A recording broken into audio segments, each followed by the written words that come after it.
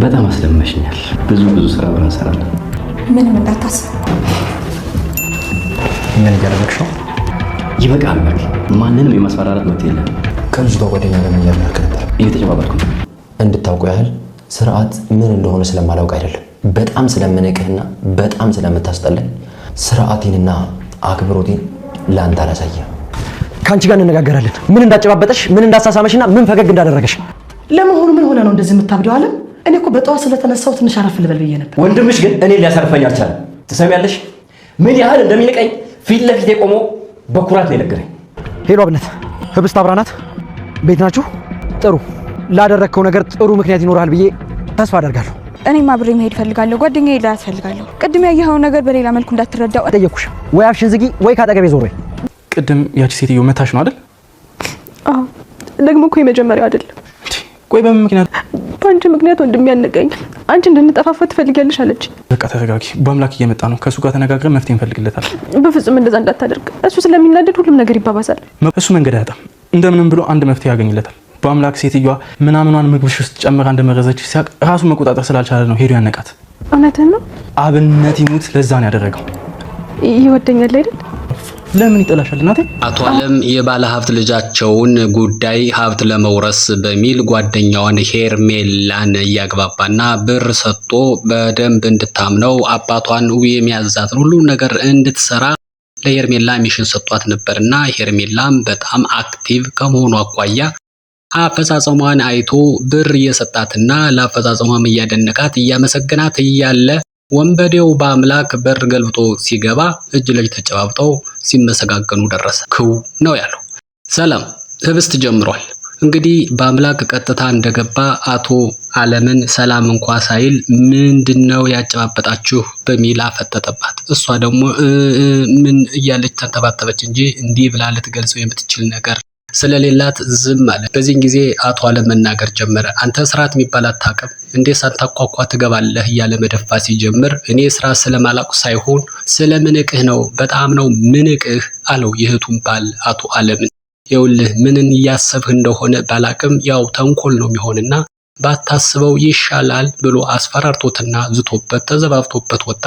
አቶ አለም እየጨሰ እየተናደደ ይገኛል። ሄርሜላ ከአቶ አለም ክፍል ከወጣች በኋላ ህብስት ጓደኛዋ ጋር ስትሄድ ጓደኛዋ ምኝታ ክፍሏ የለም፣ ሁሉም ነገር የለም። ለምን የጠፋች የሚለውን ጉዳይ በአምላክ መጥቶ ሲጠይቅም እንደሌለች ነገረችው። ሰራተኛዋን ታፈስን ጠርቶ ሲጠይቅ ጓደኛ አብነት ይዟት ወጥቷል ብላ ስትነግረው እንግዲህ አብረው ተያይዘው ወደ አብነት ጋር ደውሎለት ሄዷል። አቶ አለምም በአምላክ ደንፍቶበትና እንደሚንቀው ነግሮት ከሄደ በኋላ ብቻውን እየጮኸ ነው። እንግዲህ ማድረግ የሚችለው አንድ በሚያሸንፈውና ብሱ ሊቆጣጠረው በሚችለው ሰው ላይ መደንፋት ነውና በታፈስ ላይ እየጮኸ ነው። ታፈስ መጣ ቡና እንድታፈላለት እያዘዛት ጮሆ ሲናገር በየፍቱ ስራ ሚስቱ ሰማችና ምን እንደሆነ ጠየቀችው። ወንድምሽ ዛተብኝ፣ እንደሚንቀኝ በኩራት ነገረኝ፣ ይኸውልሽ ይሄ ነው የሚያብሰለስለኝ እያለ ሲነግራት ይሄ የተለመደ አይደል? ምን አዲስ ነገር አለ?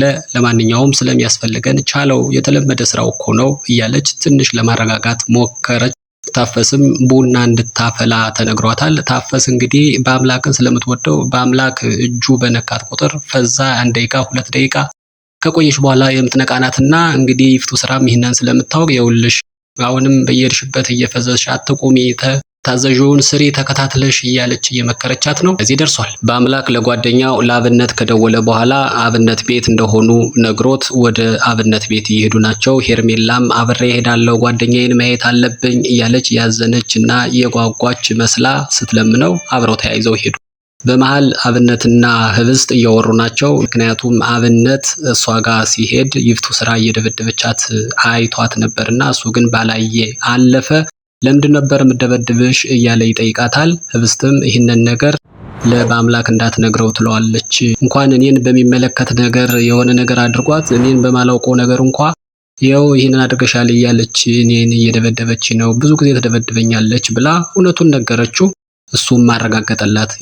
ጉሮሯን ያነቀው እንኳን ባንቺ ጉዳይ ነው፣ ምክንያቱም አንቺን ምግብ ውስጥ የሆነ ነገር እየጨመረች ስለመረዘችሽና ሽባ ስላደረገችሽ ያንን ስላወቀ ነው ያነቃት ብሎ ሲላት እንዴ ይወደኛል እንዴ የሚል ጥያቄ ጠየቀችው። እሱም ኖርማል እየቀለደ እየተጫወተ ነው። ለምን ይጠላሻል? አንቺ እኮ ተወዳጅ ነሽ እያላት እያለ ባል ያልገባው መስሎ እሷ ግን ያው ያፈቅረኛል ወይ የሚለውን ለማወቅ ነበር የፈለገች። ልክ ይህንን ሊመልስ ሲል በሩን ተንኳኳ። በአምላክና ሄርሜላ አሁን እና አብነት ጋር ከደረሱ በኋላ ሄርሜላ እንድትገባ አድርጎ በአምላክ አብነትን እያወራው ነው። ምን እንደተፈጠረ ከመጀመሪያው ጀምሮ እንዲያስረዳው እየጠየቀው ነው። አብነትም እንግዲህ አቶ አለም ሰሞኑን ከሚጀምረው ስራ የተነሳ የመቀራረብ የግድ ስለሆነ ቤት መኝታ ክፍሏ ድረስም ቢሆን ሄዶ ሰላም እንዲላትና እንዲያገኛት በሰጠው ትዕዛዝ መሰረት ወደ ክፍሏ ሲሄድ እህት ይፍቱ ስራ ስትደበድባት አገኘኋት። ከዛ በኋላ ይዣት መጣሁ። ስለዚህ አንተ ስሜትን መጠንቀቅ አለብህ፣ መጮህ የለብህም። ምክንያቱም አንተ በምታደርገው ድርጊት ይፍቱ ስራ እየተናደደች ምላሿን የምትሰጠው ወይም ልኋን የምትወጣበት ህብስት ላይ ነውና ስሜትህን ግራው እያለ ጓደኛው ይመክረዋል።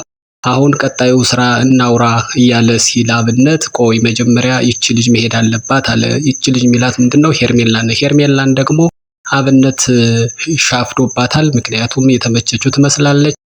በአምላክ ግን ተጠራጣሪ ስለሆነ አቶ አለም ጋራ ሲጨባበጡ ስላየ የሆነ ሴራ እያሴሩ ስለመሰለው ቆይ እሷን ቼክ ማድረግ አለብን፣ መቸኮል የለብንም እያለው ነው። አብነት ግን እኔ ይህች ልጅ የህብስት ጓደኛ ሆና ሌላ ሸፍጥ የምትሰራ አይመስለኝም፣ ለማንኛውም እንግባ፣ ስሜትህን ግራው ብሎ ጓደኛው መክሮታል። አሁን አብነትና በአምላክ ወደ ውስጥ እየገቡ ነው።